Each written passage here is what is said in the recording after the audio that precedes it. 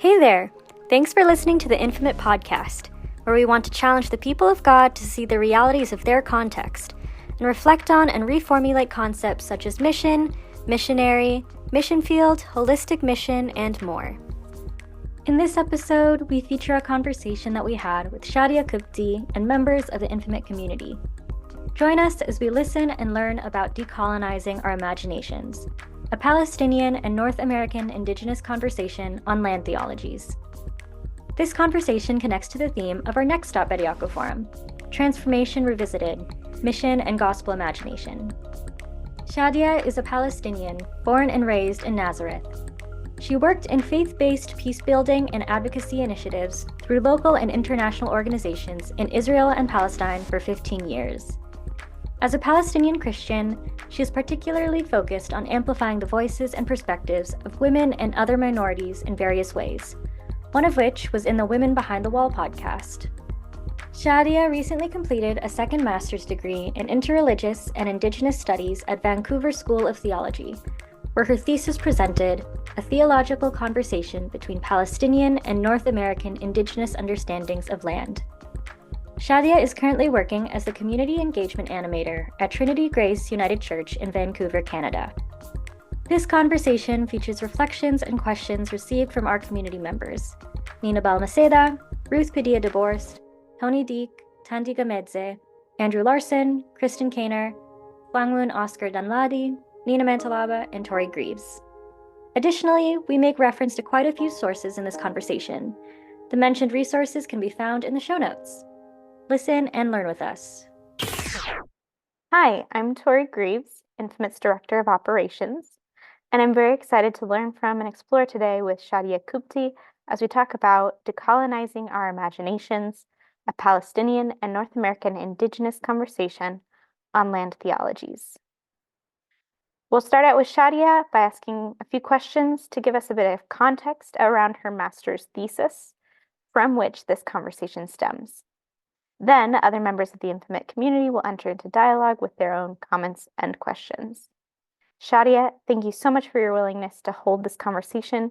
Before we go any further, would you take a moment to introduce yourself in your own words?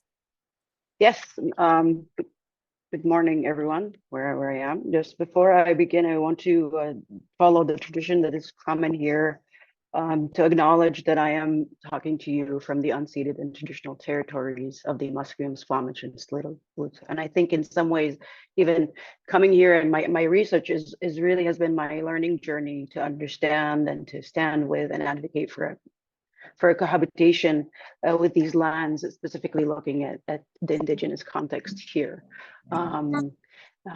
So my name is Shadia, and sorry.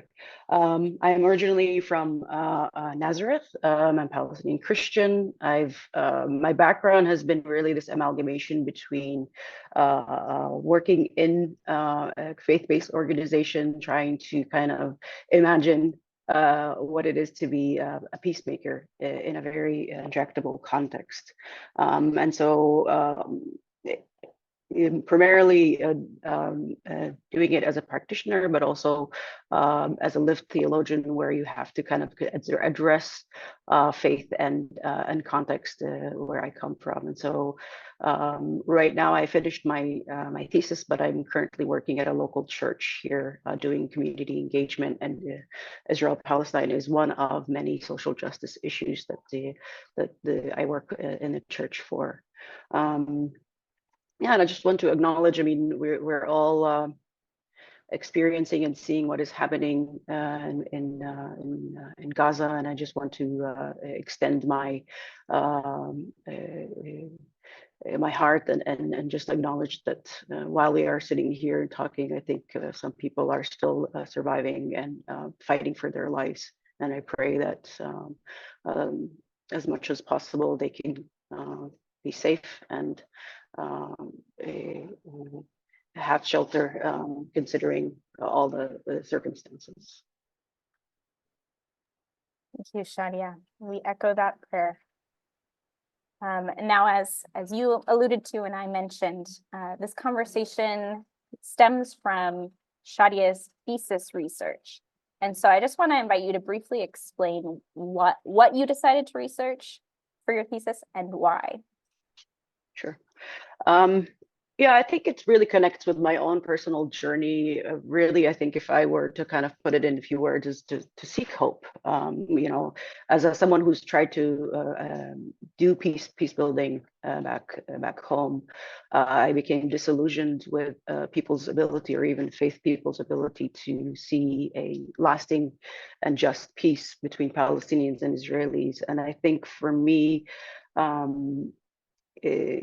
learning and going into an academic institute has been a very positive experience to kind of step back and try to take the time to discern and to get some wisdom at how to move forward. And our situation, even for me before this war, I think I felt a lot of hopelessness in terms of what is our future, what and how can we continue grappling with being hopeful as Palestinians. And I think this research, or the reason that I took the research in the end, my simple question was, if there was a conversation between Palestinian and North American Indigenous theologies or understandings of land, how do they inform one another?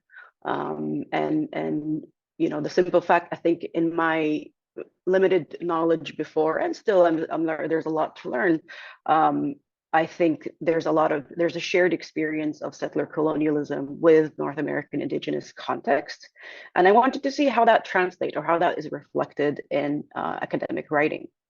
And so what my research was is kind of looking at where are conversations being held between Palestinians and North American Indigenous scholars in general, and then narrowing down to theology. And so that has been the process of doing so. And I think based on the literature review I did, I really had to reconsider, because really there are almost, I had to reconsider what conversation means, because there's not a lot of conversation happening. There's not a lot of interaction, engagement in each other's understandings and theological interpretation of the context, and which is surprising, because there's a lot of conversation happening in the settler colonial paradigm, highlighting the experience of colonization in terms of like shared or similar processes that both contexts have experienced of dispossession and displacement. And then when you get to a theological academic site, very few, and if at all, it's in these niches where we are really mostly talked about. We're referencing maybe each other, but we don't really engage in our writings. We don't engage in our theological notions and writings. And in the end, I had to create my own methodology, or find a methodology that can bring these two texts together. I couldn't find a shared text that both are maybe interpreting or looking at. So in the end, I chose two chapters, one by Mitri Raheb, and one by Daniel Zacharias, who presents respective understandings or theologies of land. And the methodology that I used, for reasons that I chose a Palestinian scholar's methodology of Edward Said's contrapuntal reading. In the sense, I wanted to avoid comparing the two contexts, because with comparing, you are kind of trying to find a common goal between two contexts, and I wanted them to be independent, to stand alone. So that methodology helped me, place them on an equal pedestal, if you may, where I can read both theologies of land independently and see what comes out when I'm reading them together. And it's a method that's borrowed from music, that's called counterpoint, where you have two harmonies together, and when you connect them, they create this either harmony or atonality. But the idea is what comes out of that conversation. How do you engage them both? Thank you so much, Shadia. I was also really surprised when I was reading over your thesis and noted the same fact that there aren't a lot of majority world scholars from Palestine, and engaging with other majority world scholars on same text, and specifically you're focusing here on Palestine and North American Indigenous conversations. You really highlight that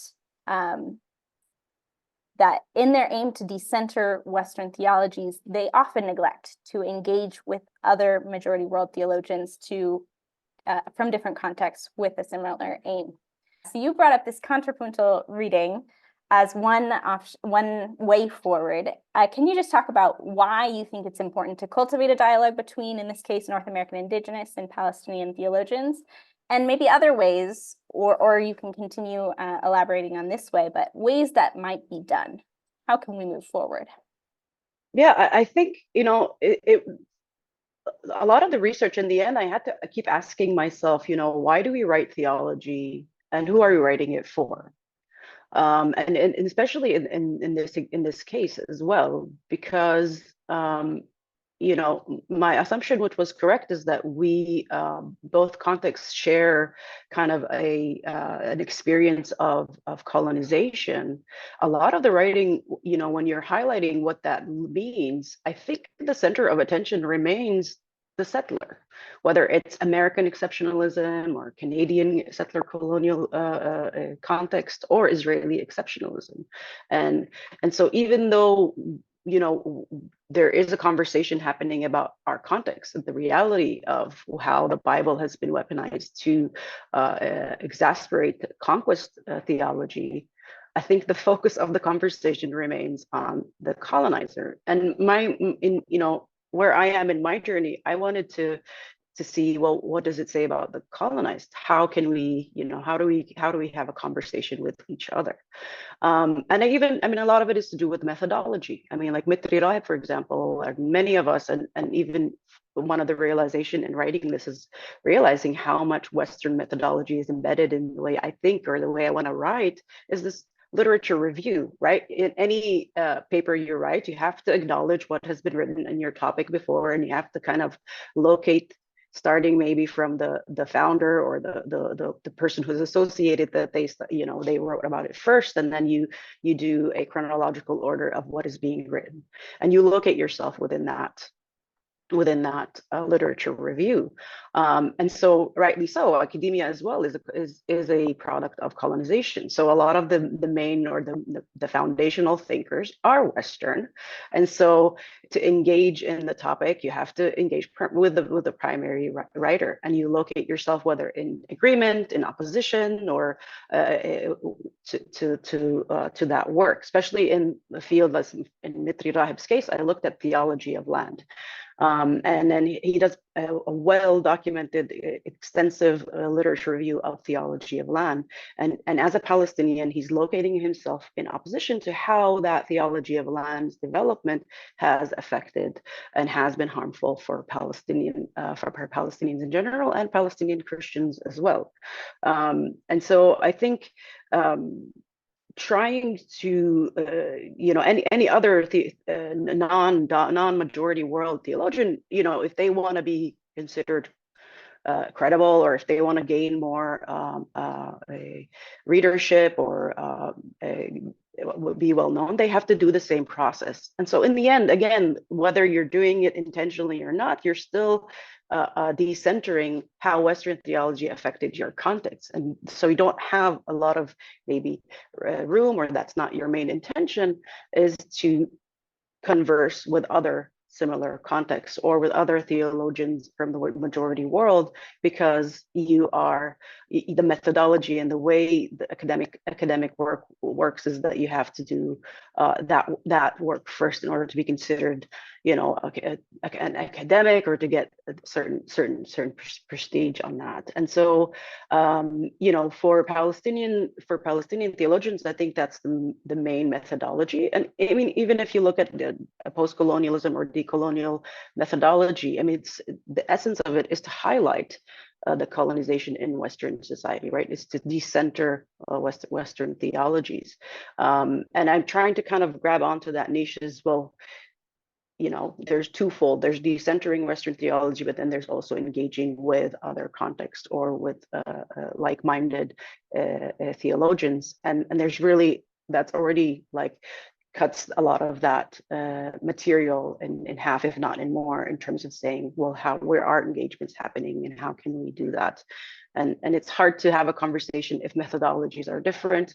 A Palestinian, in the majority, right? I'm generally, what I found is the majority of the methodology employed by Palestinian theologians is very different than the methodology employed by North American Indigenous theologians. They have their own ways of writing, ways of researching. So bringing them together was a challenge, even in an academic side where you have access to all of these amazing and rich writings.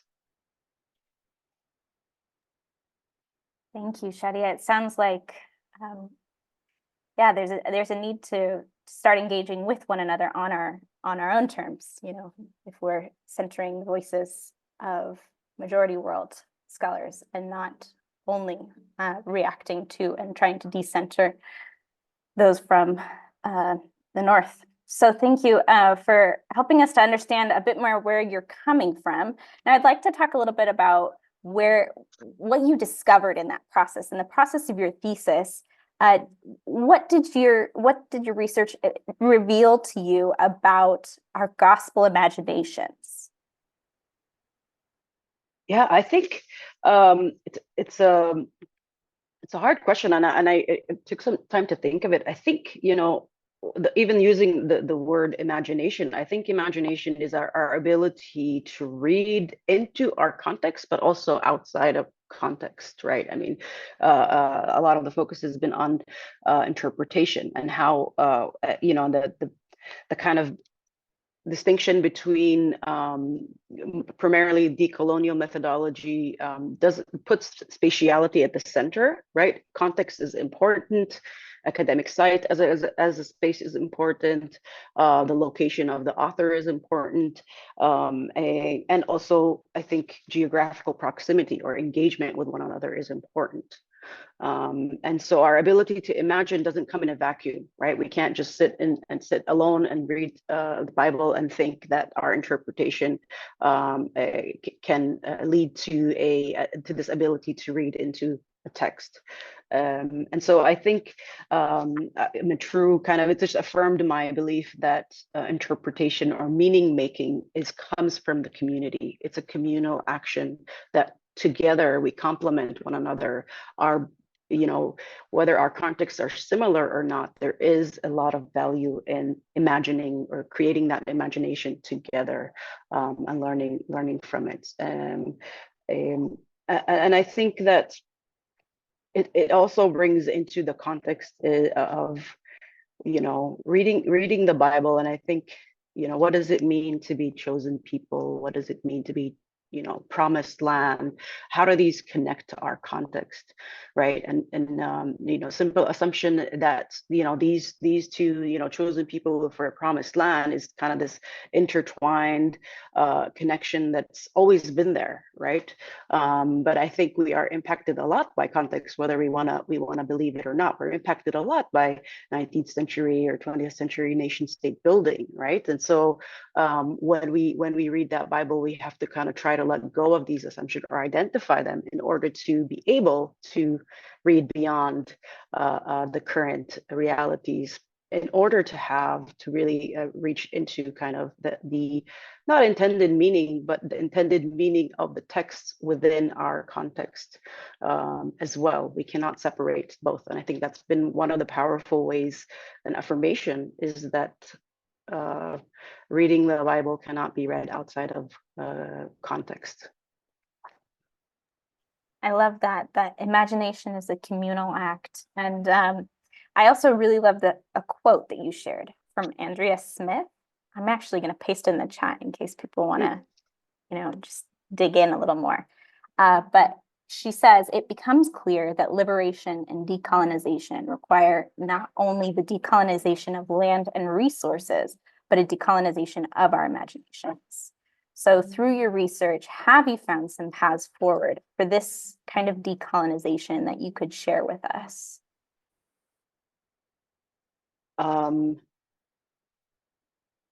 Yes, I mean, again, I think um, it goes in both ways when you're talking. I think for my research on academic writing, I mean, it goes to one, methodology is very important. How you write and what is your way of combining your knowledge, which knowledge systems you are relying on or you're using, and how does it come into play with the context that you're in.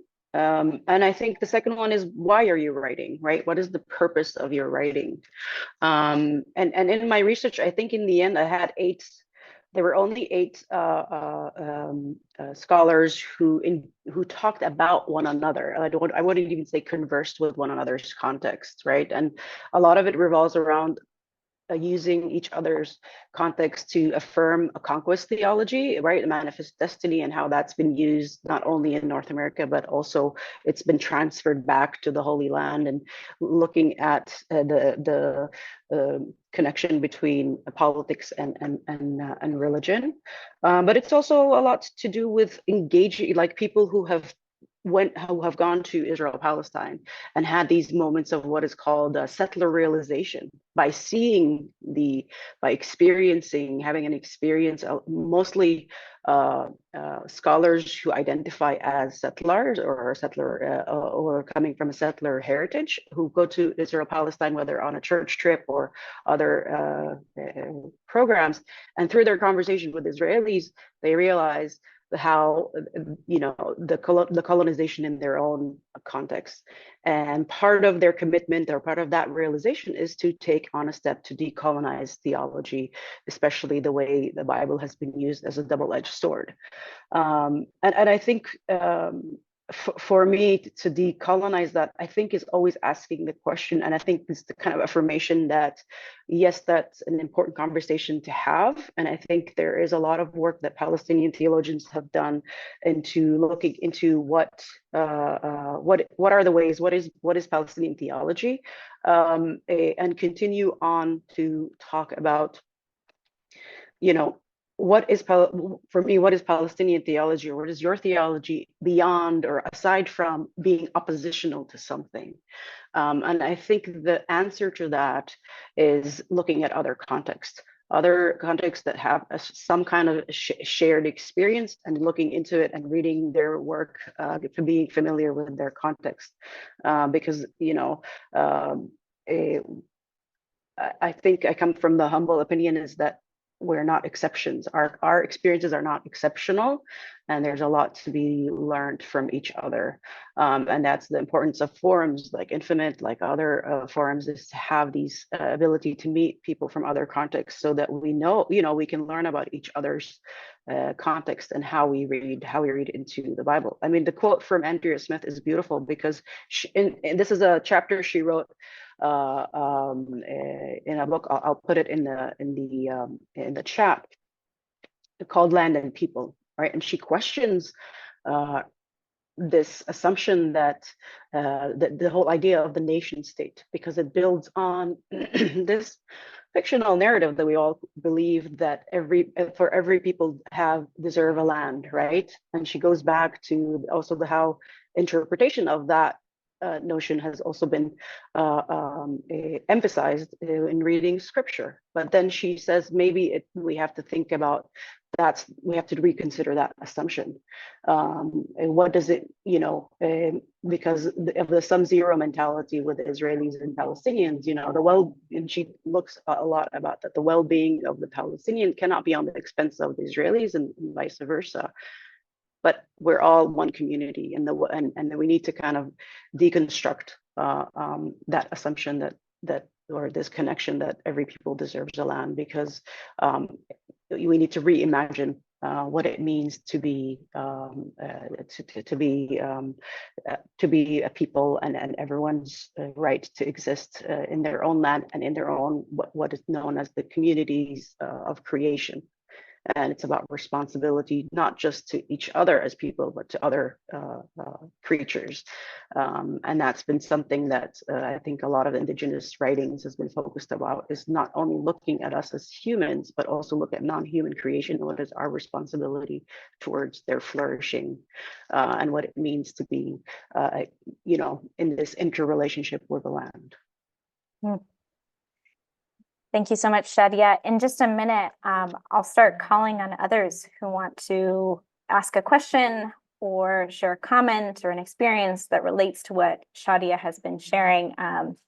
While you do that, I just want to thank you, Shadia, for taking the time to help us understand what has been a very in-depth and long-term process in your thesis research, but also bringing in a lot of other really helpful context about specifically things in Palestine, the work of some of these scholars. And I know we've touched on a lot in this 30 minutes. So thank you for just doing a really great job of distilling that for us and helping us to enter into that journey a little bit with you. It's been really inspiring, and I agree very much with just that yearning to create those dialogues and have those spaces for encounter between peoples like Palestinians and Indigenous North Americans and others from other parts of the majority world. So thank you, Shadia, and go ahead, Nina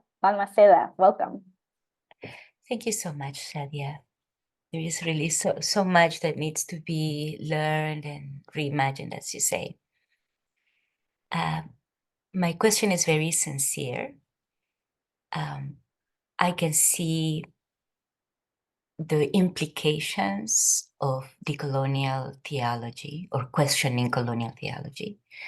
But how would you respond to people that would insist that the argument is not valid because, the people who are most, not everyone, but most of the population of the State of Israel have roots in the land from ancient times, and also the Jewish population, that very small group, as I understand it, that remain in the land of Palestine and lived among Palestinians for a long time. So I just like the most literal sense of the decolonial theology or decolonial argument would be fragile because of this fact. Would love to hear your comments. Thank you. Yeah, I mean, one of the distinctions, there are also a lot of scholars who say, yes, you can compare both contexts, but you have to acknowledge that you be aware of comparing them, bringing them together, because you collapse their distinct features or distinct stories of the people involved.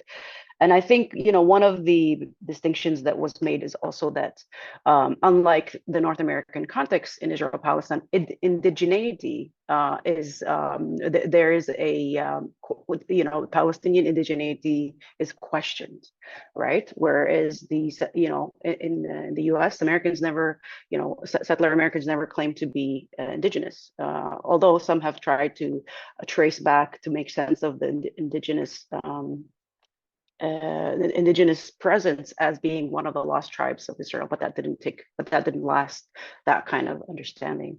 And I think in the case of Israel-Palestine, the claim for indigeneity, I think there's not a lot of research on that I've come across, but I think the challenge is the exclusive claim of indigeneity, and that's where the issue is. And a lot of the writing is, especially a lot of Palestinian writings like Mitri, Raheb, Munder, Isaac, they bring attention to the exclusivity of indigeneity, and also, having that exclusivity, it does that then justify any action, is everything then justified if you are the rightful owner of the land? And we see it, we see it as well, because I think Palestinian Christians in their writing never kind of questioned the Jewish connection to the land, but rather what implication that is and how to read the Bible. With the Bible, there's a lot of examples of being conditional, the relationship, or if you were to take that divine relationship between the Jewish people and the land, it's always been conditional on behavior, on ethics of land. Thank you so much. I'm going to go next to a question we received in the chat from Ruth Padilla DeBorst. Shadia, I so appreciate you questioning the colonial way in which research and academic work are carried out. I wonder if you can suggest alternative ways, even from your own work. Yeah, I mean, you know, when I looked at decolonial methodology or post-colonial methodology, it's a wide, I mean, it's huge discipline, and it's only becoming wider and wider as more creative and more imaginative theologians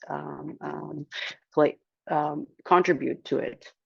And I think beyond, and I think there is more and more, I'm hoping, you know, like someone like myself, you know, where we want to decenter Western theology, but we're also equally concerned about creating alternative ways for representation, for example, who is writing and what are they writing about, even within a discipline that is creating alternative ways of writing or alternative methodologies.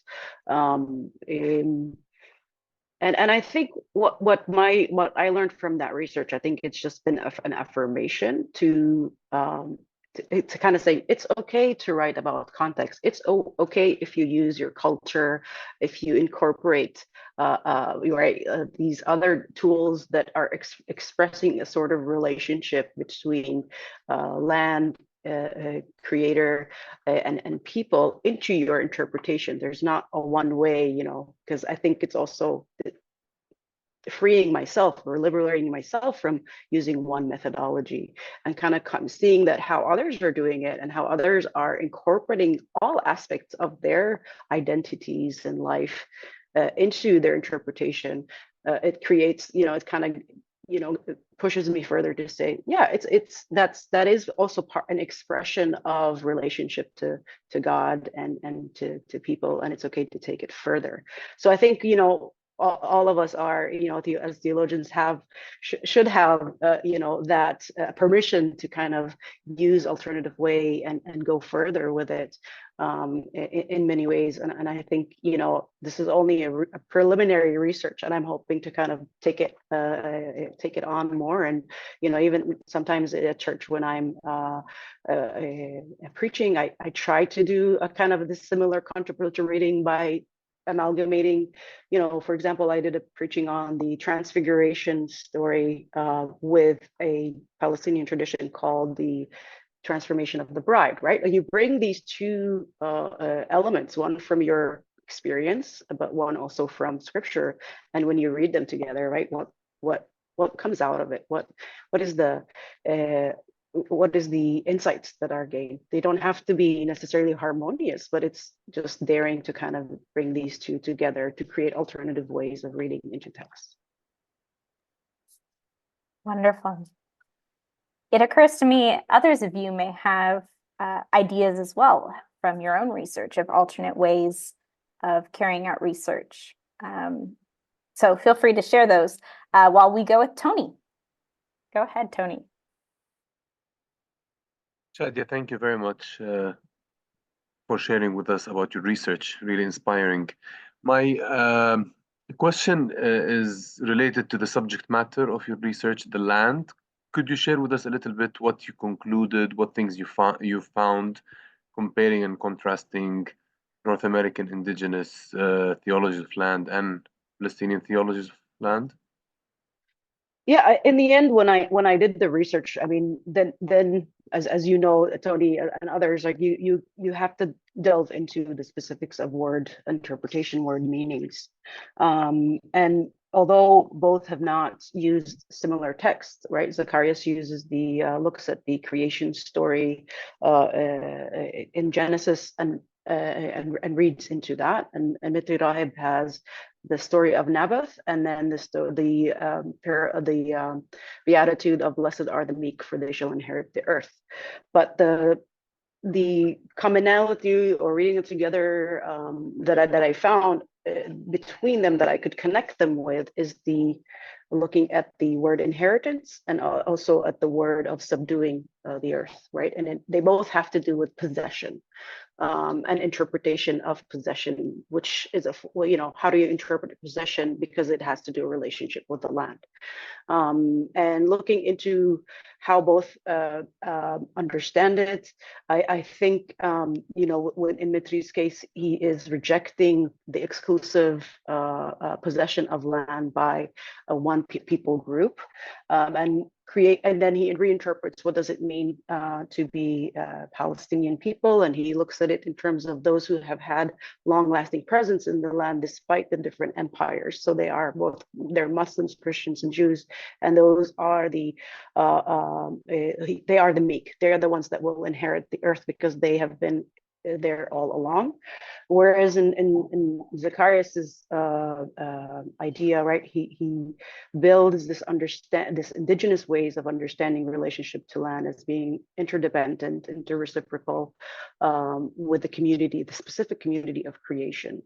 And subduing, then, it's not about possessing the land, it's about a responsibility that we need to ensure that not only humans flourish, but also all of creation. We have a responsibility to the land, to the water, to the creatures, to flourish as well, to nurture it. And so I think in Mitri's, in both cases, right, the relationship to land, they're really rejecting the commodity of land. And so how do you, what then is the alternative? And I have some more questions. I think both of them, they can learn a lot from each other, because in Mitri's case, which is understandable in the context, is that liberating the land means freeing it from freeing or dismantling the occupier relationship, right? Similar to Jezebel's way of understanding Naboth is divine right to the land, as opposed to the meek, who are the powerless in this case. And I kind of raise questions. Well, then, like for Mitri's reading, my questions would be, well, if when there is that liberation of land, and when the meek inherit the land, does that mean, how does it look like when the land is liberated? What is the land ethic that comes out of that interpretation? And moving forward into questioning and maybe further pushing, what does it mean to have a land ethic for the people cohabitating in it, even those rightful? But it also brings question of really looking into the meaning of each words, because in inheritance in Naboth it's a different one than the meek shall inherit the world, coming from the Greek word. And just looking at these words, but also keeping an eye not only what the Western understanding of it is, but bringing it into conversation with other contexts, with, let's say, Zacharias in my example. Thank you, Shadia. And I agree with what Thandi shared in the chat, that it would be really neat to have a global study group to engage with some different Indigenous theologies of lands from various contexts. So thanks for that comment, Thandi. And we have a number of people with questions or comments to share, so we'll get to as many as we can. I invite Andy Larsen to go ahead. Thank you. Shadia, just really appreciate your work, your research, and just knowing you a little bit too. So I have a question that reflects a little bit. I'm on this journey still, deconstructing some of my own theology and the method. But for you, now that you're deep in this journey, where are maybe some of the touch points in your theological work, or maybe even texts that that offer help in reconstructing a healthier theology that can guide us who have been born blind, I think, in some ways, those of us who are white or deeply embedded in the colonial project and our theological method. So maybe where are some of the touch points? So in your dialogue, in your research, or even in conversation with with other theological streams or actual texts that give you hope and maybe can suggest some of the important ideas or thoughts in our theological reconstructing. Hope that makes sense. Yes, I mean it's a very valid question and important question. Also for me, that's a question I'm continuing to have, and I think I can't point to a specific maybe a book or a specific ways because it's lacking. I mean, in my research, you don't see a lot of engagement. But the book that I chose, both chapters it's called Theologies of Land, Contested Land, Spatial Justice, and Identity by Yo.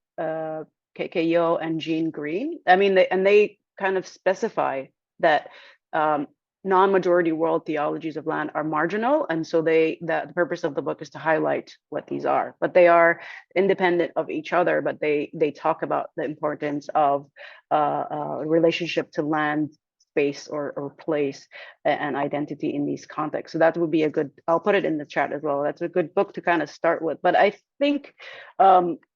Reading in community, looking at text communally, and I think being intentional of identifying who are the different voices, who are the non-majority voices in your community, and bringing them together to kind of do this reading together and looking at interpretation. Maybe start with one interpretation from a text and then opening up to see what's going there. And I think in many writings, like there's the book of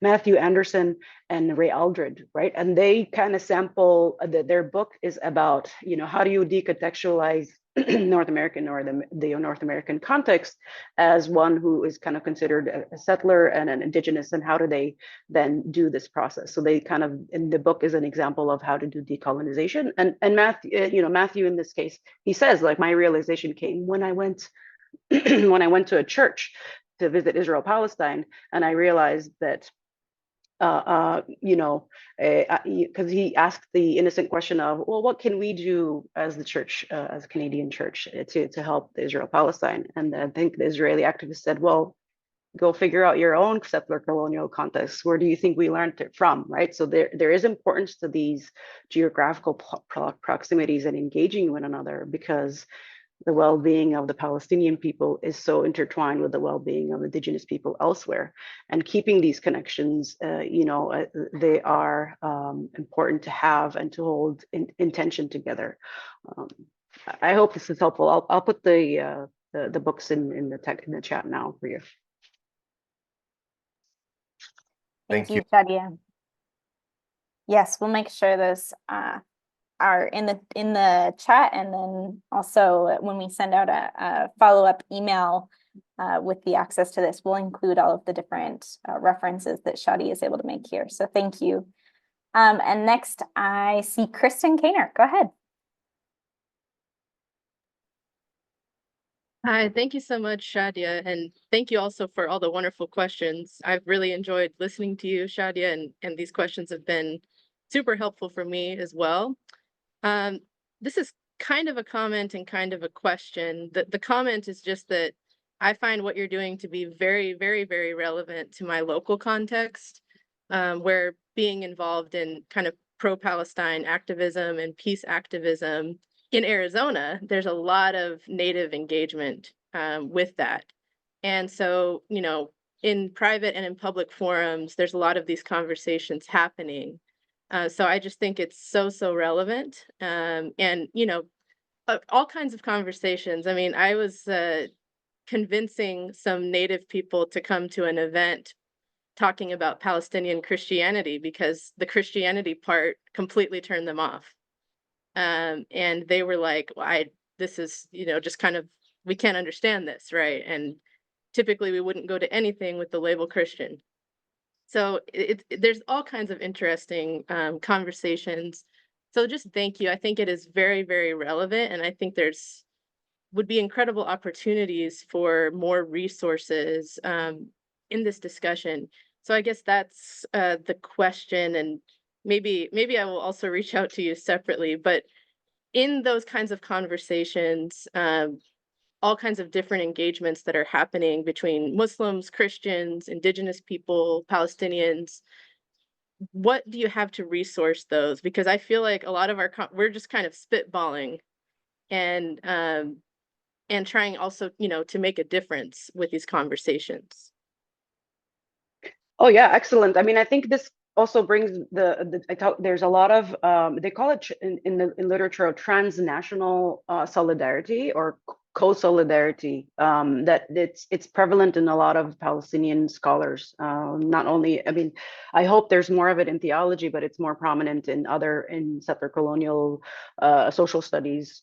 There's an author whose name is Steve Salaita, and he wrote a book called Inter/Nationalism. I mean, it's a bit, for me, it was a bit his way. He's a literary scholar, so his English is very high for me. But he's trying to look into these movements in North America, primarily of indigenous Palestinian co-resistance, right? And what does it look like? What are they basing it on? How to move it forward? Because one of the highlights that, I mean, or maybe the insights that I've seen is a lot why Palestinian theologians write theology. It's not disconnected from context. They are, in any writing, most of the writings that you'll see, they always call for an action.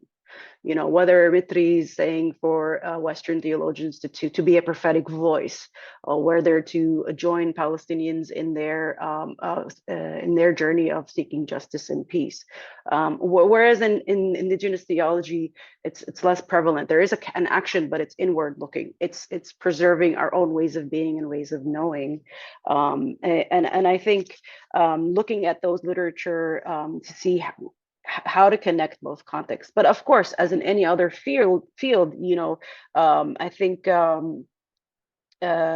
Nuli, she's another scholar, and she coined the term red washing, right? Where a Palestinian Indigenous alliance is always countered or delegitimized, and you have a lot of attacks on any Indigenous person who tries to say we are supporting or we are in co-solidarity with Palestinians, and then using kind of this Jewish exclusive Jewish Indigenous alliances to show that that's the only alliance that's there, and that's the legitimate alliance. So there's a lot of dynamics into kind of what does it mean to have this transnational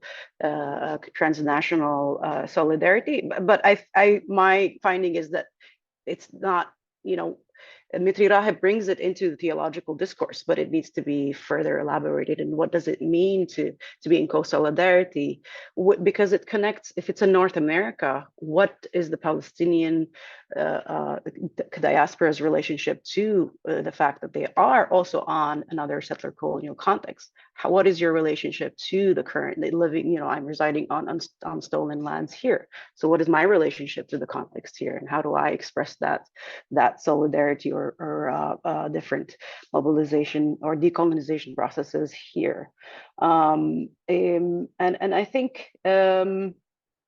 please reach out and we can talk more about it. But I think more so now than before, there's a lot more of these co-solidarity movements happening because of what's happening right now. Thank you. I think we have time for one more. Apologies to those that we won't get to, but Oscar, I've seen your hand up for a while. Go ahead. Thank you so much. Shadi, a very important issue. So I really appreciate the thoughts. Just to maybe a question, I come from Nigeria, and the experience is similar, but quite different because we're not dealing with settlers colonization as such. What we're dealing mainly with is some kind of an invisible hand, but I see at the core of it is land contention. So I was wondering why you focus mainly on decolonizing imagination, right?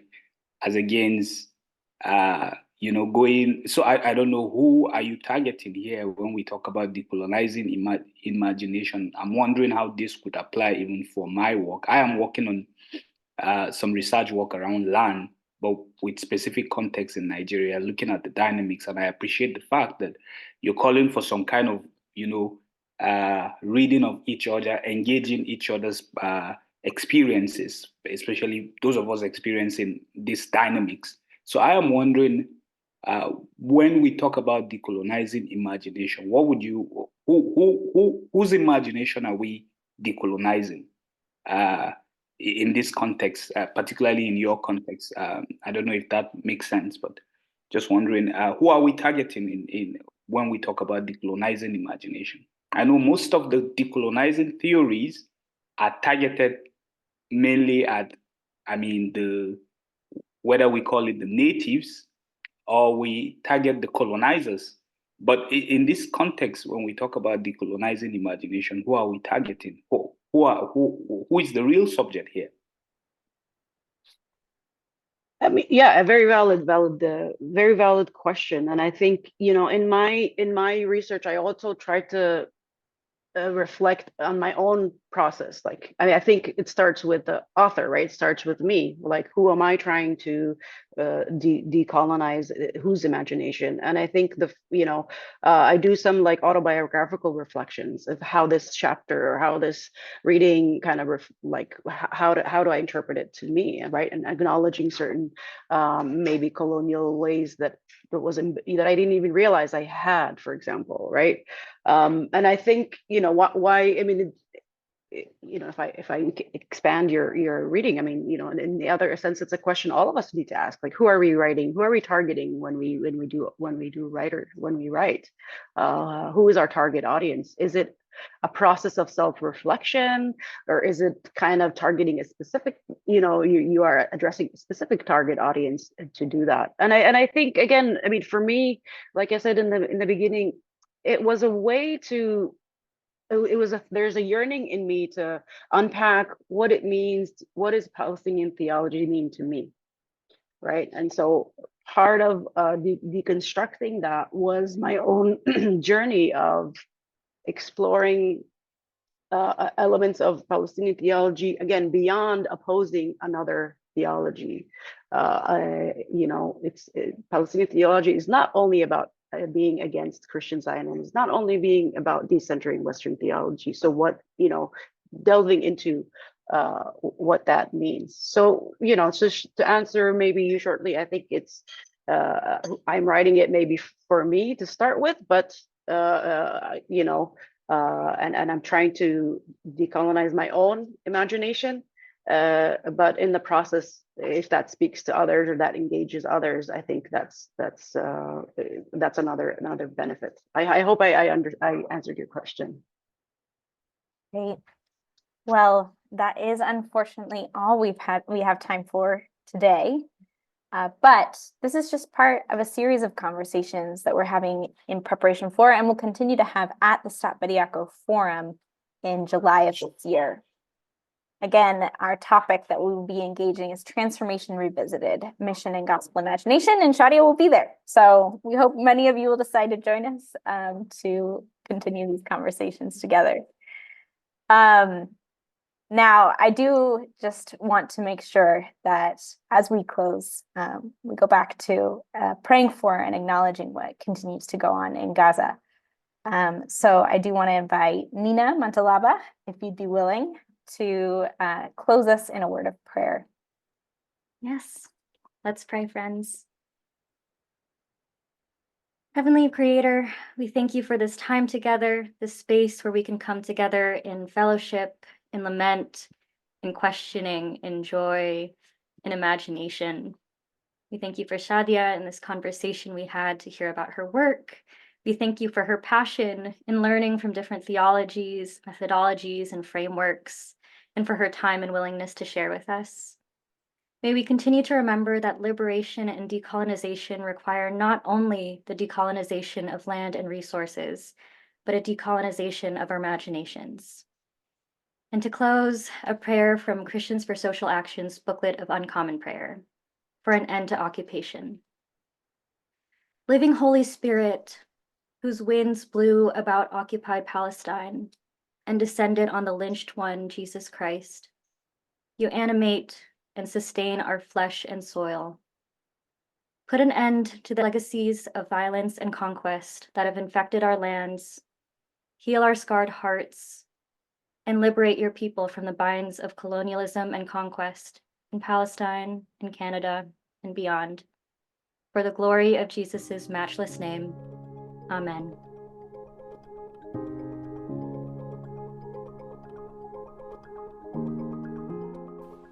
Thanks for listening. I hope you enjoyed this episode as much as we did. Please don't forget to subscribe to our channel on Apple Podcasts, Spotify, or the platform you prefer. If you think this could be helpful for someone you know, please share it with them. The best compliment we can receive is a referral to someone else.